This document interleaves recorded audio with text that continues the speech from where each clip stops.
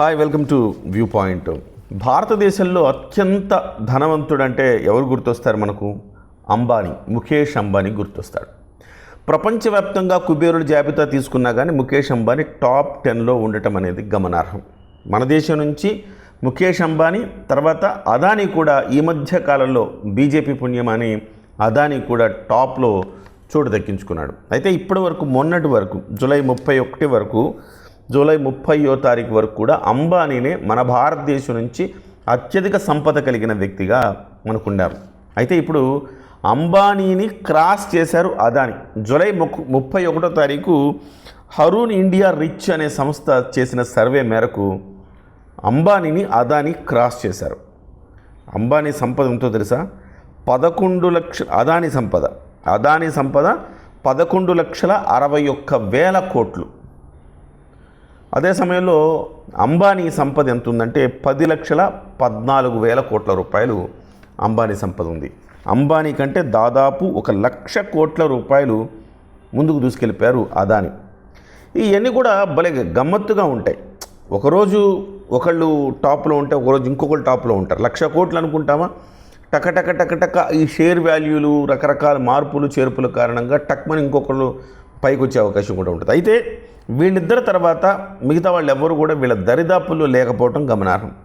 ఇండియాలో top 10 batch సంబంధించి release చేసింది ఈ హరూన్ ఇండియా రిచ్ అనే సంస్థ. 11,61,000 కోట్లతో అదానీ ఫస్ట్ ఉంటే 10,14,000 కోట్లతో అంబానీ సెకండ్ ఉంటే శివనాడార్ హెచ్సిఎల్ వ్యవస్థాపకుడు 3,14,000 కోట్లతో మూడో స్థానంలో ఉన్నారు. చూడండి, 3 లక్షలు ఎక్కడ, 10 లక్షలు ఎక్కడ, 7 లక్షల కోట్ల వ్యత్యాసం ఉంది. అంటే వీళ్ళు ఎప్పటికీ కూడా వాళ్ళిద్దరినీ చేరుకునే అవకాశం లేదు. ఇన్ కేస్ మన మోదీ భాయ్ ఏమన్నా కరుణిస్తే తప్ప. అదానీ ఎక్కడున్నాడండి? అదానీని కరుణించారు బీజేపీ వాళ్ళు కాబట్టి ఇవాళ అదానీ ఒక్కసారిగా ఉన్న ఫలంగా అలా పైకి వచ్చేసాడు. ప్రపంచంలో కూడా ఇప్పుడు టాప్ 10లో ముందు మన అదానీనే ఉంటాడు, ఆ తర్వాత అంబానీ ఉంటాడు. సో 4వ స్థానం ఎవరిదంటే సీరం ఇన్స్టిట్యూట్ సైరస్ పూనావాలా 4వ ప్లేస్లో ఉన్నారు. సో అలాగే సన్ ఫార్మా దిలీప్ సంఘవి కూడా 5వ ప్లేస్లో ఉన్నారు. మనం చూసాం సీరం ఫార్మా ఏం చేసిందండి?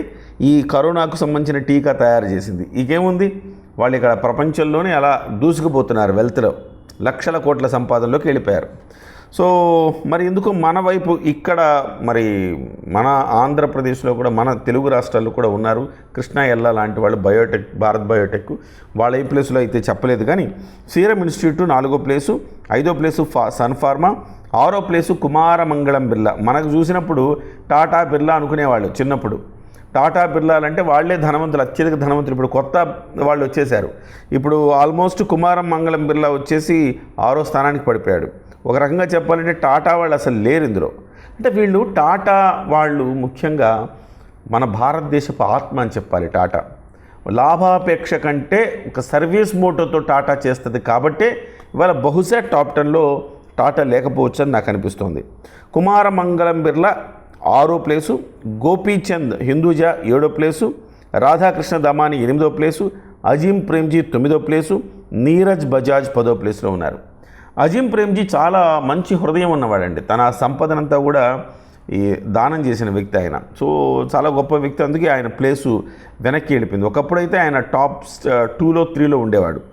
సో మొత్తం మీద ఇది టాప్ 10 జాబితా. అలాగే సెలబ్రిటీలు, సినిమా సెలబ్రిటీలకు సంబంధించి చూస్తే కనుక షారుఖ్ ఖాన్ నెంబర్ 1 ప్లేస్లో ఉన్నారు. 7,300 కోట్ల రూపాయలు షారుఖ్ ఖాన్ దగ్గర ఉన్నాయట. సో ఆ తర్వాత జూహీ చావ్లా, తర్వాత హృతిక్ రోషన్, తర్వాత అమితాబ్, తర్వాత కరణ్ జోహార్ టాప్ 5లో సెలబ్రిటీలకు సంబంధించి టాప్ 5లో ఉన్నారు. ఇవన్నీ కూడా మనకు చూడడానికి ఇలా ఉంటాయి కానీ ఇంతకంటే ఎక్కువ సంపద ఉంటుంది. ఇది కేవలం మనకు పేపర్ మీద కనపడుతున్న సంపదలు మాత్రమే. పేపర్ మీద కనపడకుండా ఇందులో లేని వాళ్ళు ఇంతకంటే ఎక్కువ ధనవంతులు, ఆస్తిపరులు కూడా సమాజంలో ఉన్నారు. బట్ వాళ్ళు అఫీషియల్గా వాళ్ళ ఫ్యాక్ట్స్ అండ్ ఫిగర్స్ చెప్పరు కాబట్టి వాళ్ళు కనపడరు. మొత్తం మీద అయితే అంబానీని అదానీ దాటి ముందుకెళ్ళిపోయారు. ఎవరిని దాటి ముందుకెళ్ళిపోయినా మనకు ఒరిగేదేం లేదు. కానీ కాస్త ఆసక్తి ఉంటుంది కాబట్టి ఈ అంశాన్ని చెప్పడం జరిగింది. బట్ ఎవరు ఏమైనా ఒక ప్రజల సగటు జీవన ప్రమాణం పెరిగితేనే అందరం సుఖంగా సంతోషంగా ఉంటాం. ఎవరో ఒకళ్ళు టాప్ 10కి వెళ్ళిపోయారు, లేకపోతే ప్రపంచంలో టాప్ 10లోకి మన భారతీయుడు వెళ్ళిపోయాడంటే మనం పెద్ద సంతోషించాల్సింది ఏం లేదు. వాళ్ళకి కాదు సంపద ఉండాల్సింది. మన భారతదేశంలో ప్రతి ఒక్కళ్ళు కూడా కూటికి గుడ్డకి లోటు లేకుండా ఉండగలిగితే అదే మనం సంపాదించే వెల్త్ అనమాట, నిజమైన వెల్త్.